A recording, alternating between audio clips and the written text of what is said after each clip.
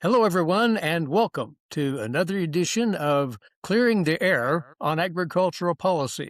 This is a monthly podcast presentation of the Barry Flinchbaugh Center for Ag and Food Policy, a national leader in policy analysis and education. The topic we've decided to bring up today, very much timely, always is, and very much at the epicenter of just about anything agricultural policy, that is, the status of the federal farm bill. And the ebb and flow of the farm bill process has seemed to have changed over the last few years. We want to talk about that. All of our participants today are very well attuned to all matters farm bill, and we are in for what promises to be a thought-provoking and insightful session, looking very much forward to thoughts on where the Farm Bill is and where it's headed. Before I introduce our featured guest today, I want to once again reintroduce to you our regular panel. Professor Emeritus and longtime agricultural and rural policy specialist out of Iowa State University, Mark Edelman,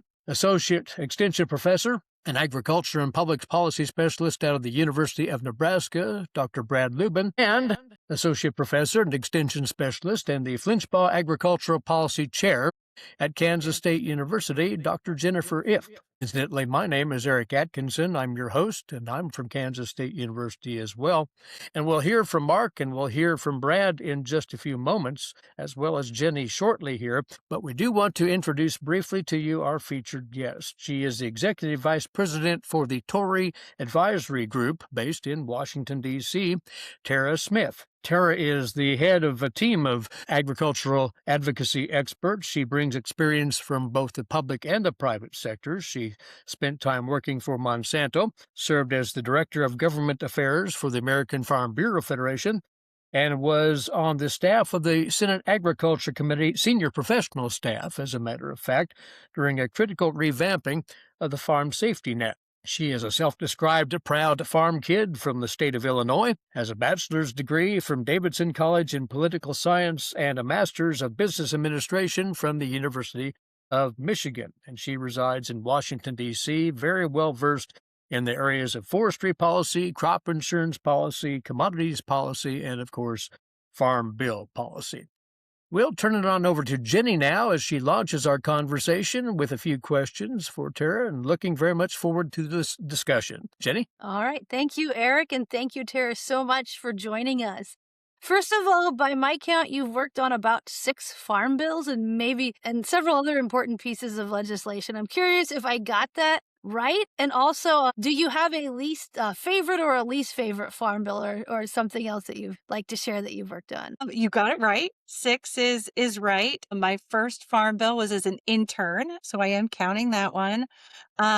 When I was up here in 1995 as an intern working in agriculture, it was the first time I met Pat Roberts, actually, who was chairman of the House Ag Committee at the time. Do I have a favorite? That's like asking you to choose among your children, but they're all a little redheaded and all a little stepchildren. They all have their own personalities. This one, without a doubt, has been a bit of a challenge. So, and being in the thick of this one now, this has probably been one of the more difficult we've been through. All right. And so before we dig in, I'd like to just discuss what the farm bill is. And maybe after doing 6 farm bills, you've learned how to explain it succinctly. I've struggled. It's a omnibus bill, a massive spending bill, a jobs bill, a safety net for farms and for people that might go hungry, and the land. How do you encapsulate what the farm bill is? Yeah, it's a big bill. I think the first thing you have to remind folks is that it's not just about farmers, right? It's more than just the farm safety net. Because I think when you talk to folks who don't really fully know a lot about the farm bill, that's the first place their mind goes because it says farm bill. But it's really so much more than that, right? It's a research bill. It is a nutrition bill. It's a forestry bill. Sure, it has the farm safety net included as well, but there's really a lot more to it than that. And really, I think the farm bill in some way, shape, or form touches everybody in the United States. Maybe it's a research project that impacts their life. Maybe it's, their rural wastewater system got upgraded through a rural development grant. It could be a lot of different things, but I think it touches pretty much everyone across America. Yeah, absolutely. And recently I've hear a lot about the term people are longing for normal order. We want to go back to normal order. And I'm curious, what exactly does normal order mean? And I've also been told normal order wasn't always pretty. But how long did we have this normal order? Yeah, I mean, normal order, I think of Schoolhouse Rock, right? Like what we all learned, you're going to have Mm. markups and hearings, and then it's going to go to the floor in both the House and the Senate, and you're going to have this conference committee, and we're going to hash everything out. And, that process in and of itself, to your point, Jenny, is not easy. And it's not always the prettiest. It still involves a lot of fights, a lot of arguments, having to make a lot of compromises to get something across the finish line. That's the nature. That's why they, talk about it being sausage making here in DC. But at least the process was one you could kind of follow and you knew what the next step was. I think a lot of the frustration today is that process has kind of broken down in the Washington that we're in today. We haven't had a real conference committee for the Farm Bill probably since the 2014 bill, where we actually had people sitting around the room in a public setting, hashing out the differences between the House bill and the Senate bill. We've kind of gotten in this habit of, final legislation gets negotiated by leadership of the House Ag Committee, leadership of the House and the Senate, and that's it. They call them gangs of 8 here in DC, but it's a less predictable process. It leads to less transparency, I think, at the end of the day for everyone involved in the process. And I think it can just generally be pretty frustrating along the way. So I think that's where everyone's longing for the past, Yeah. which was, like I Yeah. said, also kind of difficult. So Yeah, right. And right now we have had 3 extensions of the 2018 Farm Bill. And I think 1 or 2 could happen in the past. I don't think 3 has ever happened before. Maybe you could correct me on that. We had the One Big Beautiful Bill Act in July, which was not a farm bill. I think a few people tried to call it a farm bill a few times, and now we're sort of back at the same discussion. Does yeah. that sort of capture it? Yeah, it does. And it's funny, this is the longest we've had to extend a previous farm bill, but it's not the most times, oddly Okay. enough. What's the Back in, most? back in 2007, 2008, we were Yeah. doing like 2-month extensions Gosh. Are because you serious? yeah, I think it was Chairman Peterson at the time in the House was trying to Okay. pressure the Senate and Chairman Harkin to get a bill done. And so we were doing, couple month extensions, hoping that the Senate would get their work done. And, so I think we had 6 or 7 extensions, but they didn't last that long. It was over a much shorter period of times. Like I said, every farm bill has its own Yeah. personality and takes its own unique path Yeah. along the Yeah. way. Yeah. But Yeah. extensions are less than ideal for Yeah. everyone involved. They're less than ideal Right. for farmers. They don't bring a lot of certainty and they don't allow for that opportunity to be flexible in our farm policy as the situation changes on the ground. Right. Right. And now they're working towards negotiating a new farm bill. And I'd have to say, what I see in the media, public statements of people working on it, it sounds somewhat optimistic. Outside of that, I'm hearing more pessimism. So I'm curious where you think things are at. Yeah, optimism tends to wane on year 3 or so of extensions. That feels pretty natural along the way. Chairman G.T. Thompson is the best cheerleader anybody could ask for, right? He's always just this ray of sunshine and optimism and hopes that we're going to get the bill done. I will say that I think we're feeling momentum now that we haven't felt in 3 years, right? We're about to get, we hope, to a point that we haven't been able to get to in the last 3 years, which is going to the floor. We've marked up in House Ag before, but we've never gone to the floor. And so if they really do hold to the agenda for next week and we actually do take the House Farm Bill to the floor, I think we're going to have a bit of momentum. I think the hope is then that when you hand the bill off to the Senate, that they can maintain that momentum. And I think that's, a little Right. bit to be determined. Yeah. Right. Right. Right. Well, we'll have to wait and see, I guess. I'm at more than 50-50 odds right now. That's pretty So good. That's I pretty good. I don't I don't think I've been there in a couple years. Right. Feeling better than I have been. All right. So I got one last question before we switch to the group discussion. What do you hear about the downsides of being outside of normal order, having so many extensions? I mean, now so many of the programs are permanent, but there's still a lot of uncertainty. But yeah, I'm curious, what are the main messages you get about the downsides of this equilibrium we're in right now? Y- Yeah, I think a couple of things come to mind. I think on the process side, it's really hard when this process, the Farm Bill process, breaks down because in the meantime, other processes then sort of take over. So, for example, it means that we end up leaving a lot of our farm policy up to an administration.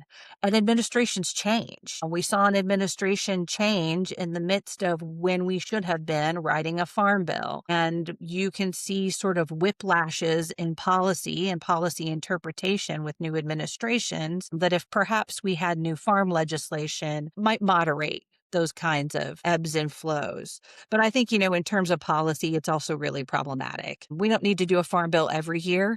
Situations on the ground in agriculture, they change, maybe not as fast as every single year, but I think every 5 years is a really appropriate time frame for us to be revisiting whether or not we're in a different situation now than we were 5 years ago.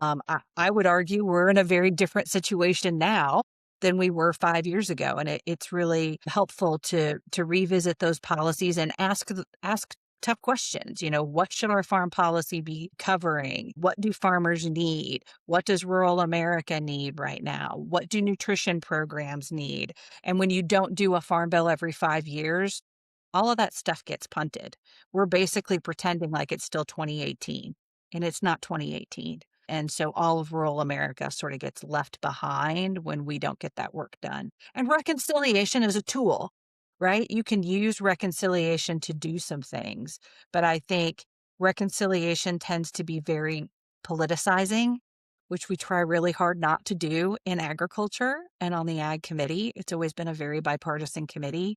So using reconciliation in terms of the process isn't a great tool, but I also think there are limits around reconciliation. You can only add or subtract money and you can't create new policy unless it's tax policy. So those are some pretty limiting factors. Just to put it in context, our last farm bill was about 550 pages, give or take. The reconciliation package was 40. So when you try to replace 500 pages of legislation with 40 pages, you're going to leave a lot of good stuff on the cutting room floor. So it's just not the ideal way to get things done. I think we owe better. Yeah, absolutely. We do want to bring Mark and Brad in for the discussion as well, but briefly before we do, Tara, just as a for the record, if nothing else, you're optimistic that the bill may hit the floor here soon. What are some of the key elements for the layperson, if nothing else, that you would highlight that may take this bill beyond just another extension? Yeah. And I think, it's important to note, first of all, we've actually seen it get to the point where we're filing amendments for the floor. So amendments were due on Wednesday. So we actually have the universe of amendments that the Rules Committee will consider on Monday. Again, a meeting that's actually scheduled to take place to move us to the next step. Rules Committee is where they decide what amendments are actually going to get votes and what amendments aren't going to get votes. Team has also scheduled a meeting for farm organizations to come in and make their pitch for the Farm Bill to the conference on Wednesday. These are all really positive things that kind of tell you that there's momentum and they're very serious about taking this bill up next week. So I think that's what's giving me a little bit more optimism right now is we're seeing action that we haven't seen taken before. Mark, Brad? Yeah, I would ask a question. My understanding is Barry always used to say that one thing that keeps the Farm Bill keep coming up every 4 or 5 years or so is that if we don't do anything, we revert to permanent legislation back in I think in 1949 or something like that, when permanent legislation was passed. Is that still operational? And is that part of what's driving us forward, either in extensions or passing new legislation? Yeah, permanent law still exists. We've come really close to sort of breaching that dam, if you will, and pushing it right over the edge. And that's a pretty scary prospect because, quite frankly, USDA has absolutely no idea how to implement permanent law. Not to speak for USDA, but it's pretty scary stuff, right? It's putting acreage limits and allotments in place and things on acreage that existed in 1940. Parity prices. Parity pricing. I mean, this is stuff that just doesn't fit with our agriculture system today. So I think USDA would have a heck of a time. I think also your average consumer would have a heck of a time with permanent law. You think about milk pricing, for example, it would suddenly have parity pricing, and milk prices in the grocery store would increase astronomically under permanent law. So it still is a hammer to get something done. Unfortunately, sometimes the getting something done is an extension. Tara, I would build on that. I would pose that it's still a hammer. You're right. USDA recognizes, I think everybody recognizes that reverting to permanent legislation sort of fails every logical test. Yep. Economics, politics, feasibility, et cetera, it can't be done. But yet that language remains, that clause remains to say, get something done or we revert. To my knowledge, we haven't seen an effort to try and repeal that clause as part of a modern farm bill. And I presume that's been an effort amongst the Ag Committee leaders to protect that clause to ensure that they do have a hammer the next time around. Is that how it's continued to live indefinitely in modern farm bills? Yeah, every once in a while, somebody will get frustrated and say, we should just get rid of permanent law. Having to do these extensions all the time isn't worthwhile. But those comments tend to come in the heat of the moment, has been my experience, not necessarily grounded in really thinking through a good policy option. Because again, if we just get rid of permanent law and we don't force Congress to sort of take a look at farm policy every 5 years, I mean, think about what that means. If we hadn't forced them at the beginning to look at this every 5 years, we could still be in parity pricing, for heaven's sake. So well, we do have, if we look in other policy arenas, you have major multi-year authorization bills that that's right. when they expire, and Congress is sort of left with, we can continue to throw appropriations at the old version, but we can't do something new until we get a new reauthorization done. Yep. Yeah, Ag needs to address that more regularly. Having said that, I would also note, if you go back to the 2014 Farm Bill, it's when we introduced ARC and PLC, those price versus revenue-based safety net choices. Since the budget reconciliation bill in 2025 extended those through 2031, I've noted that we will now likely live with ARC and PLC as the core commodity program safety net longer than we will have worked with anything since the target price deficiency payment programs of pre-1996. Uh-huh. So, in fact, ARC and PLC have sort of become the new semi-permanent farm bill, if I can coin that, or at least steal that phrase. Are we likely to move anywhere except sort of modest changes in maybe levels or decisions? Are we likely to move anywhere except stay with ARC and PLC going forward? Personally, I hope over the course of the next few years between this farm bill, again, let's be optimistic, this farm bill, and the next one, I hope we all spend some quality time at the university level within different farm organizations, really taking a hard look at the farm safety net. Because I have to tell you that when we are spending, I don't know, what are we at, $14-15 billion a year in ad hoc assistance since 2018, when we're spending more money on ad hoc assistance than we are on the core safety net, I would argue that we probably got something wrong. We may need to evaluate what we're doing and how we're doing it. And maybe the increases in the reconciliation package will do the trick. I just am not sure they're meeting that will meet the moment. When I hear about the concerns on the countryside, I'm hearing things about input pricing. I'm hearing a lot of different concerns about tariff pricing and things like that I'm not sure ARC and PLC were really ever meant to tackle. So I'm just hopeful that we'll spend some time really doing a little introspection over the course of the next few years to figure out where we need to go. That's an interesting point. I was an intern in Senator Dole's office back in 1980, and that was crop insurance versus ad hoc disaster assistance was the major debate that summer at that point in time. Of course, that was before the farm crisis of the 80s came along, and it simply got washed out by PIC, and finally we had to bump up CRP to solve sort of the imbalance at that time.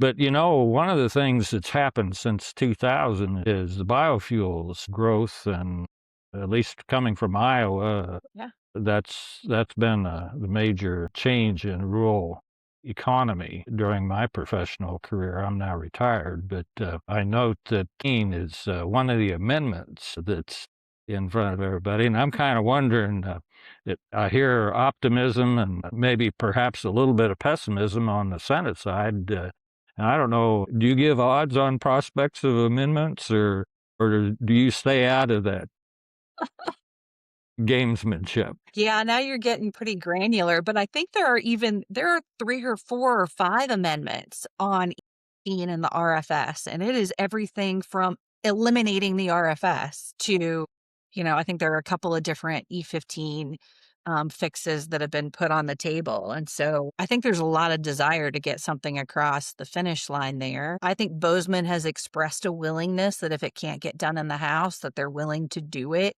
in the Senate. I think one of the challenges that they have right now is going into the House floor, they feel like they have the votes for the bill that exists today.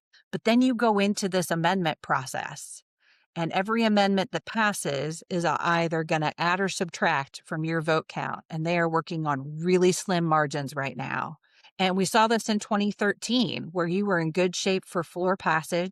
The final amendment to come up is one that Chairman Lucas opposed. He knew was going to blow up the bill. They brought it to the floor anyway, and sure enough, that amendment passed and it blew up the bill.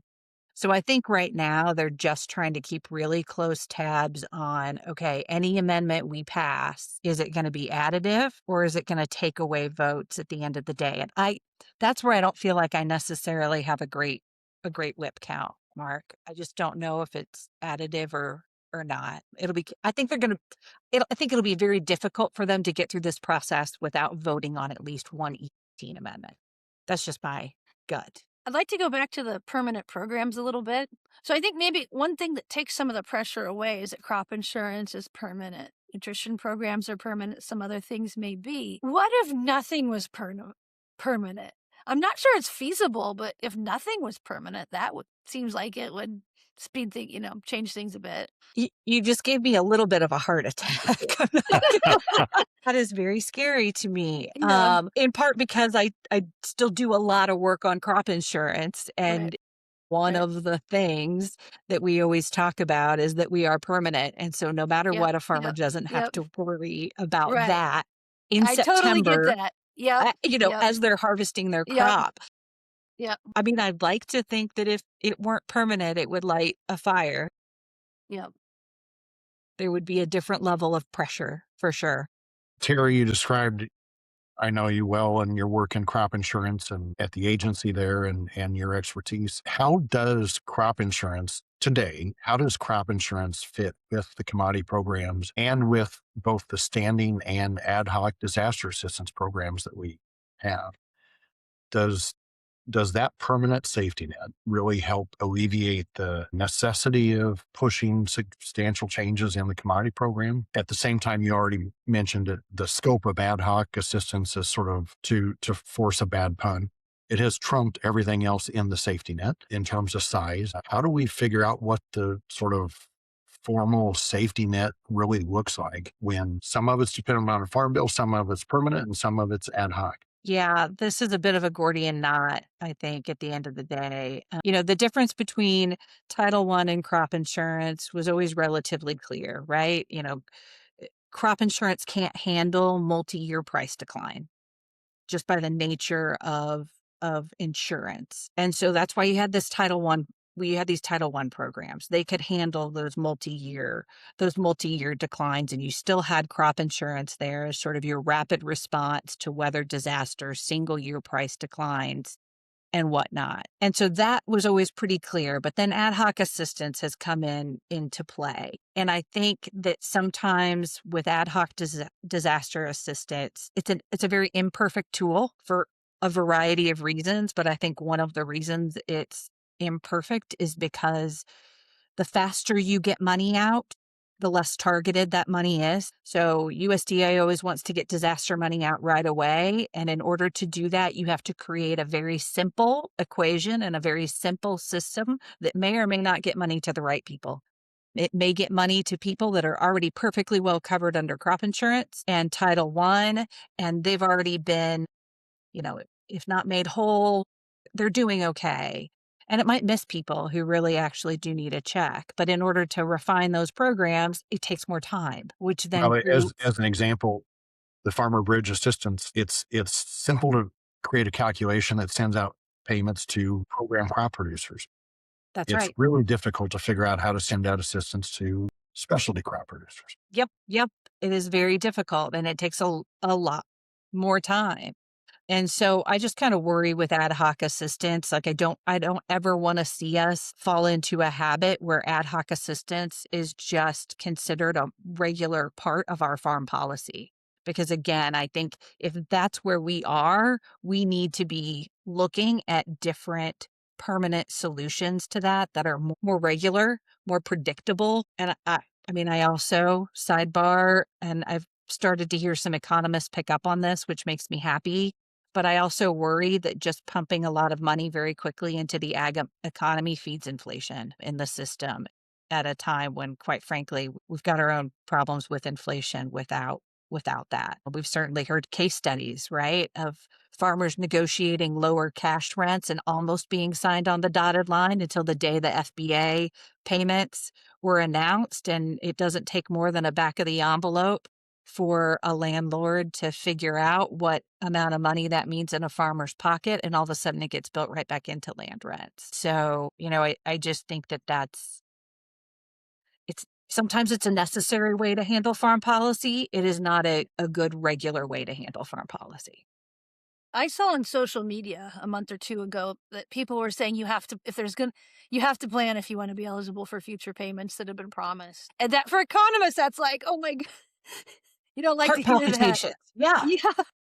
Yeah. I'm going to sort of ask a question about a different area of the Farm Bill that before I was retired, pretty close to my heart. And that is, as we look back historically, we've had this 2% increase in annual productivities for the past 50 years, fueled for the most part by public investment in research and extension work and also the private sector. Now, here recently, we've seen, of course, China and even the European Union spends more on innovation in agriculture than the U.S. does. And so, what are the prospects for innovation in the Farm Bill as we look forward? Or are we going to continue to rely more on private sector corporations and multinationals to fund our research initiative here in this country versus other countries? Or what kind of play is that getting in the farm? Yeah. This has been an ongoing frustration, I think, in ag circles is research funding.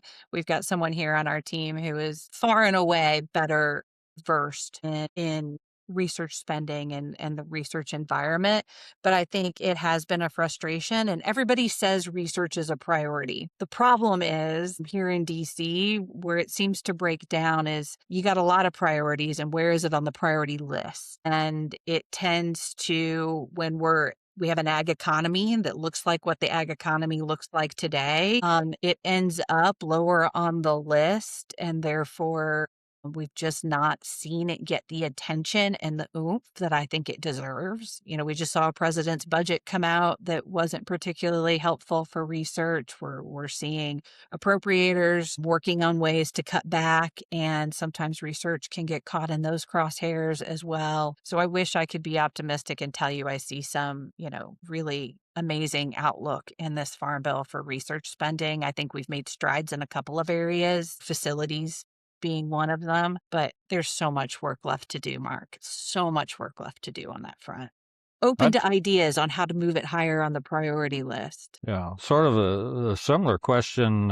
I know it's been on the ag priority list the last couple of years, really relates to ag labor.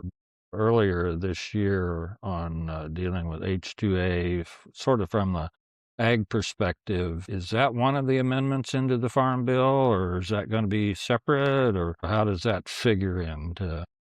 Yeah, so there are a couple of amendments filed on H2A and on ag labor issues in general. Of course, they're out of jurisdiction of the Ag Committee, so it would really require leadership signing off on allowing a vote on an amendment that is out of jurisdiction of the Ag Committee. I don't know if I see that happening, to be honest with you. And you all have, I'm sure, heard Chairman Thompson's been trying to work on an ag labor bill for a while now, trying to work with the Judiciary Committee, which is the committee that does have jurisdiction, to get something moving. But with the Farm Bill moving, so much of that has gone to the back burner. And so it would really require, again, leadership letting it go. Judiciary Committee saying, sure, go ahead, vote on this amendment. So I'm not feeling great about prospects in a farm bill. Hopefully, if House Agriculture Committee gets a farm bill done and their plates are open for other legislative priorities, we see them do a bit more on ag labor, hopefully in conjunction with Judiciary Committee. We're overdue. This is another one of those that I feel like I've been in DC 30 years now, and at least 20 of my 30, I think we've been kind of washing and repeating these same issues. It's frustrating. Do you see there was substantial cuts to nutrition programs in OB3 in the One Big Beautiful Bill Act in July? And the way that I've been talking about that is like this could affect the Farm Bill coalition moving forward, that it could become a less bipartisan process, but I feel like it's to be determined. Have you seen anything, or do you have any thoughts on how that might play out? Yeah, I mean, certainly this bill is going to be less bipartisan than previous farm bills because of those nutrition cuts. There's kind of no way around it. We've had groups up on the Hill, clients up on the Hill all week. And when we asked folks if they were going to vote for the farm bill, if they said no, it was almost always because of nutrition, nutrition or pesticides, one of the two. And I think that this is also the issue with doing farm policy in reconciliation. We always used to say, and as a Pat Roberts staffer, the mantra was, you never open a farm bill. Once you write it, that's it. You do not open a farm bill for reconciliation or for anything else, because once you do, no holds barred. It can be, anything could come down the pike. And so it was always a bright red line that we never crossed. And, it got crossed. And when did we do the Inflation Reduction Act? 22? Yep. 2021, 2022? It got crossed. Yep. In the Inflation Reduction Act. And, maybe for really good purposes, to add conservation dollars. Folks support conservation programs. I get it. But you cross that line. And it was a partisan process. And then what happens next? Flipping parties, another opportunity to have at it at reconciliation. Everybody's feeling chapped that it was partisan before, so we're going to make it super partisan again.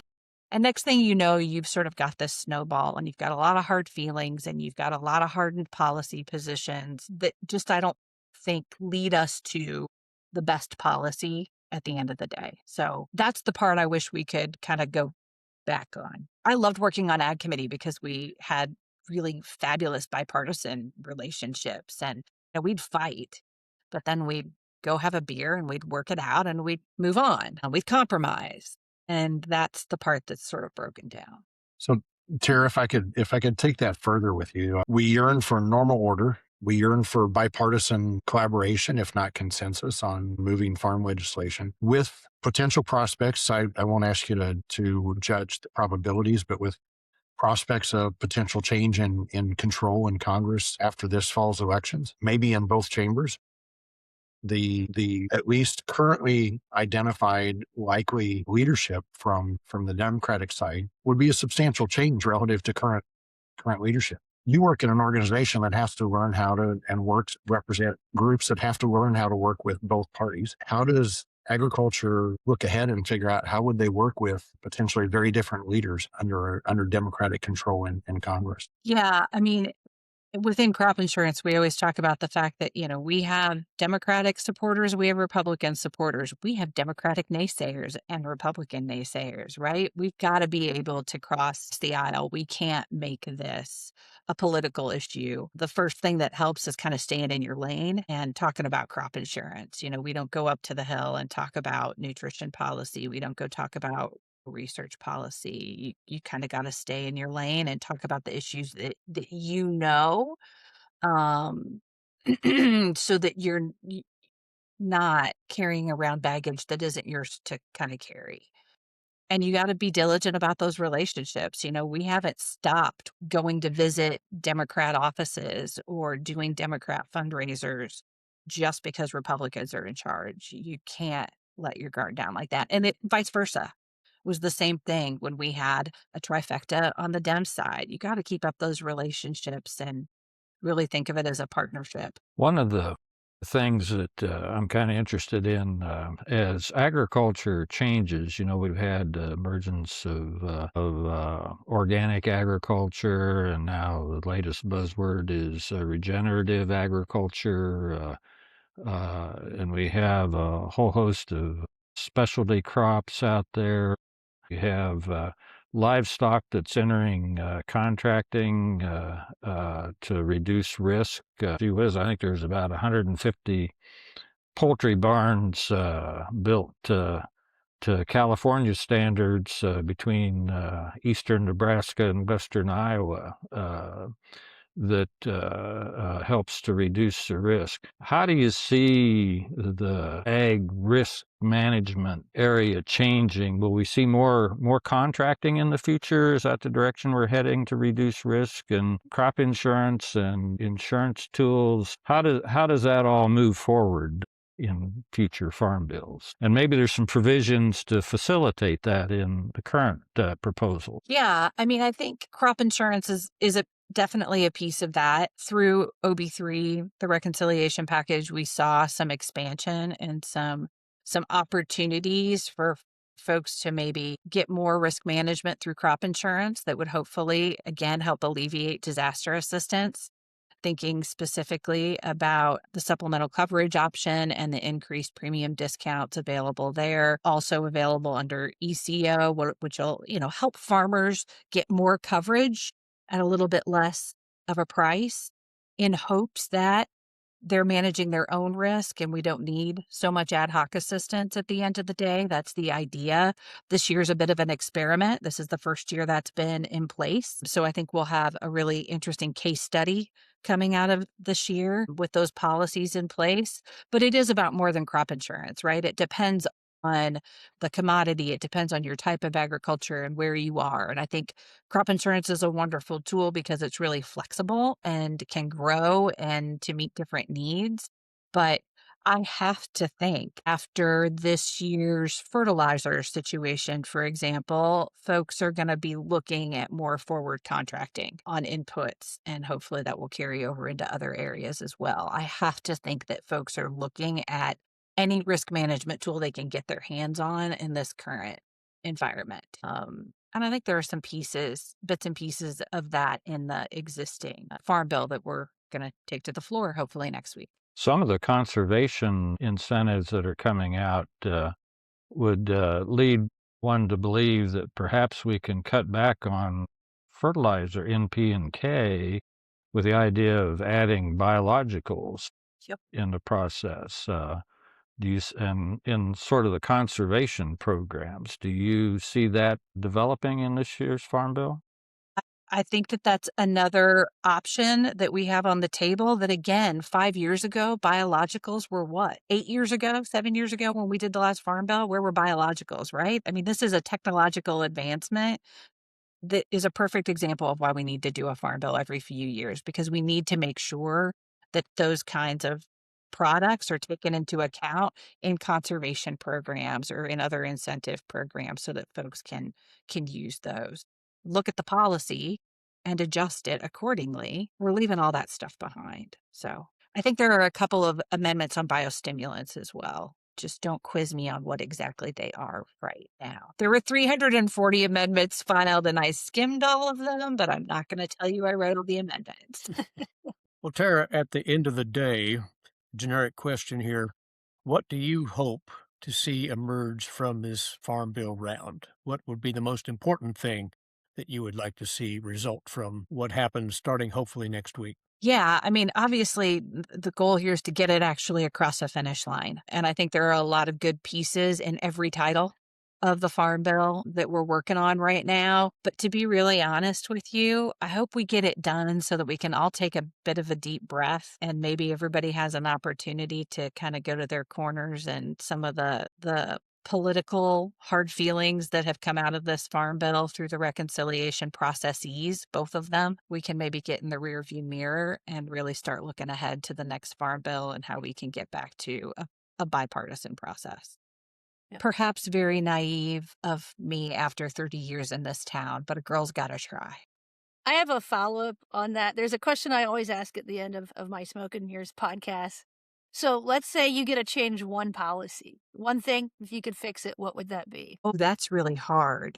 Yeah, I usually give people advance warning, so sorry. Yeah, wait a minute here. I got a little heads up on some of the other questions. I did not on this one. And we have so many clients that I feel like if I pick one, I'm going to get in trouble from another one. Maybe actually seeing something that's been a big problem for a while get managed in this Farm Bill, whether it be E15 issues or whether it be ag labor. If we could get something really big sort of off the plate for the foreseeable future, that would be just fabulous.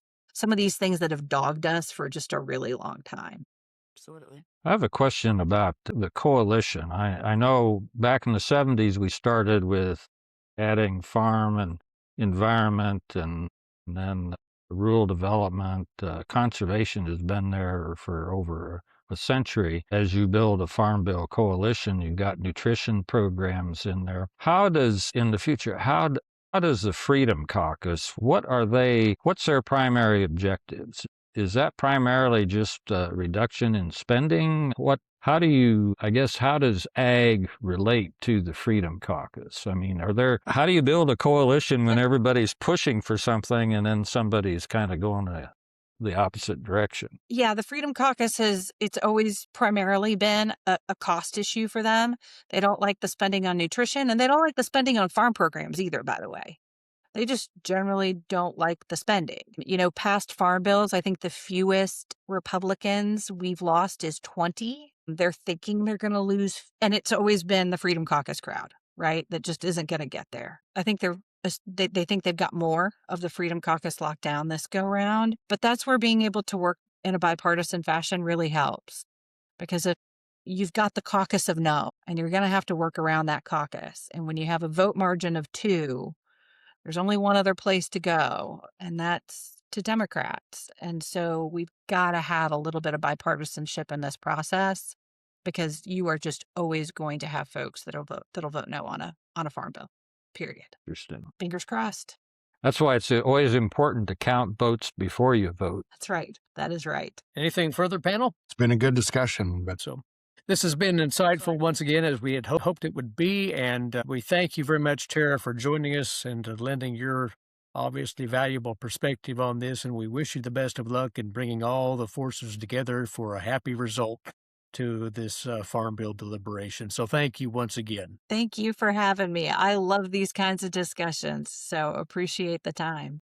And panel, thank you as always. Tara Smith has been our special guest. She is with the Tory Advocacy Group in Washington, D.C., very well expertised in the area of farm policy. Also thanks to Brad Lubin of the University of Nebraska, Mark Edelman of Iowa State University, and Jenny Ift of Kansas State University. We would remind you once again to check out all of the valuable features in the website for Flinchbaugh Center, and that is flinchbaughcenter.com, and see what you can find there. There's some really good stuff there to take in if you would.